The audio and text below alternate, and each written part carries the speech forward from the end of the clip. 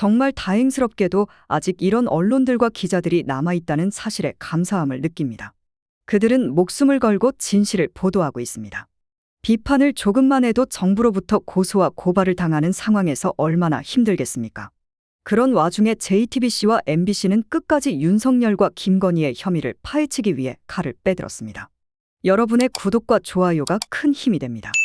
국민권익위원회는 김건희 여사의 명품백 수수 사건을 종결 처리했지만 직무 관련성이 없고 외국인이 준 선물이라 괜찮다는 해괴한 해명을 내놓아 거센 비판을 받았습니다.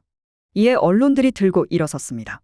JTBC 앵커는 공직자의 배우자가 명품백을 받아도 된다는 것이냐?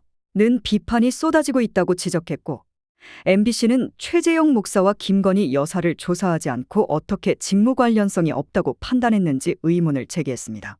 정승윤 국민권익위 부위원장은 대통령을 처벌할 규정이 없으며 김 여사가 받은 명품백이 대통령의 직무와 관련이 없다고 판단했다고 밝혔습니다. 직무 관련성이 없으니 청탁금지법상 신고 의무가 없다는 것이며 설령 직무 관련성이 있다 해도 최 목사가 미국 시민권자이므로 문제가 없다는 논리입니다.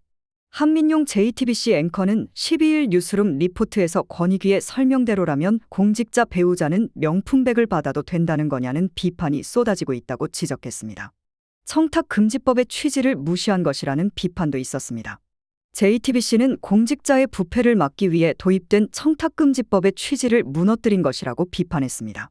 강희원 JTBC 기자는 당사자 조사가 이루어지지 않은 점을 비판하며 권익위가 소극적으로 조사한 것 아니냐는 지적이 나왔다고 전했습니다.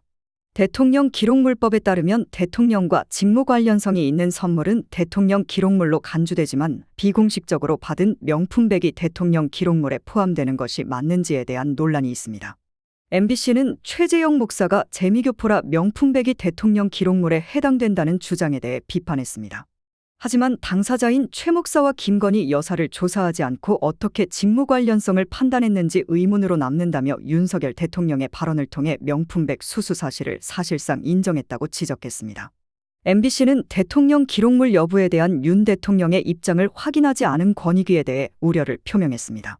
대통령실은 명품백이 어디 있는지에 대해 국가안보상의 이유를 들어 비공개 결정을 통보했습니다. 국민권익위원회의 위원들이 윤 대통령의 법대 동기이고 캠프 측근이라는 점도 지적되었습니다. 김수지 MBC 아나운서는 윤석열 대통령과 친분이 깊은 권익위 위원장과 부위원장이 표결에 참석했다는 점을 비판했습니다.